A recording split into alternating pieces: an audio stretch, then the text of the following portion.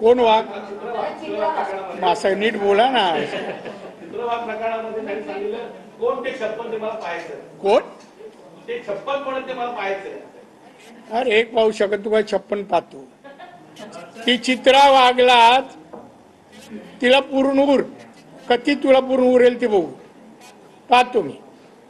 आणि चित्रा वाघच्या मागे ती एकटी नाहीये, पूर्ण बीजेपी आहे, नारायण राणे पण आहे. ये तुझं कुठे येतो सांग, मैदान सांग, ठिकाण सांग. चला, कोण नाही आलं तर मी तरी हजर होईल. कधी येतोस? आता कोण नाही राहिले त्या शिवसेनेचा चिव चिव करतोय. कोण राहिले हो त्याच्यात? त्यामुळे आता यांनी तोंड बंद करावं आणि आता घरी बसावं. तुम्ही देखील स्वतः तू महाराजांना बघ जर असं महाराज. तुम्ही देखील स्वतः मुख्यमंत्री राहिला आहात. खरं तर ही घटना घडली जवळपास 4-5 वर्ष उलटत आहे. आणि त्यावेळी ज्यावेळी तुम्ही पूर्ण फॉलोअप घेत होता, तुम्ही देखील सगळ्या तपासाला यामध्ये घेतलं होतं, त्यावेळी संबंधित ज्यांनी आता याचिका केली आहे, मुलीचे वडील, त्यांनी असं म्हटलं की आमच्यावर दबाव आहे. त्यावेळी तुमचा दबाव आहे असं म्हणत होता. आता ते म्हणतायत की ठाकरे गटाचा त्यावेळी दबाव होता. एक वडील म्हणून जी याचिका आता स्वीकारली गेली आहे, ह्या 4-5 वर्षामध्ये संबंधित प्रकरण तुम्ही कसं बघताय? फक्त व्यक्ती म्हणून नाही तर एकंदरीत संपूर्ण प्रकरण आता ऍडमिट झालं.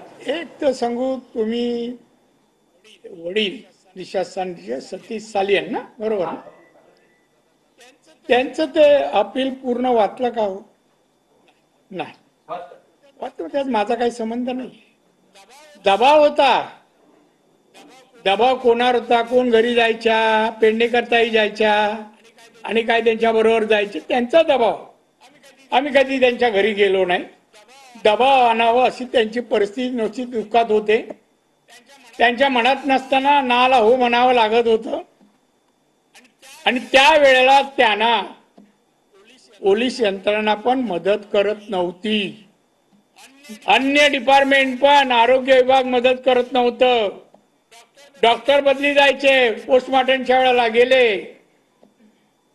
रुग्णवाहिका बदलली, रेग्युलर नाही. जे काय प्रकार झाले ना, तर ते प्रकरण दडपण्यासाठीच झाले.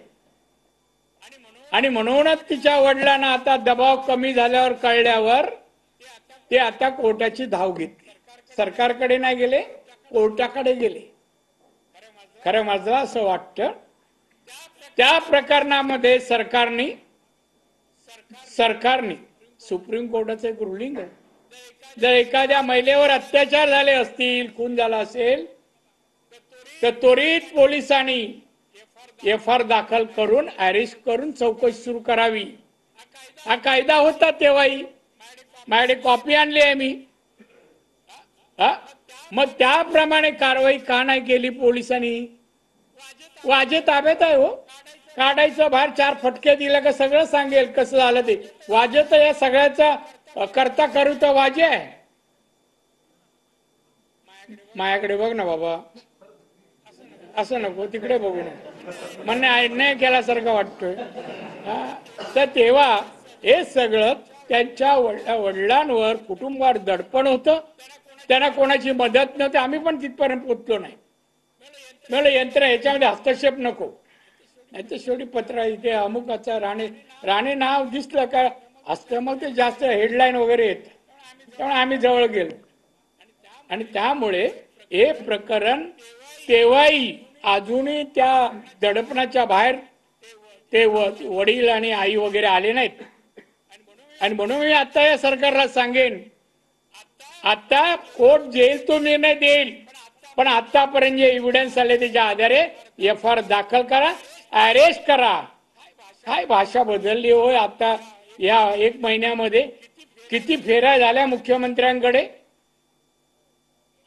आणि आता आम्ही नागपूरची कुठेही हे स्टेटमेंट कोणाचं समर्थन दिली नाही. आता आम्हाला द्यायची गरज नाही, मातोश्रीवरूनच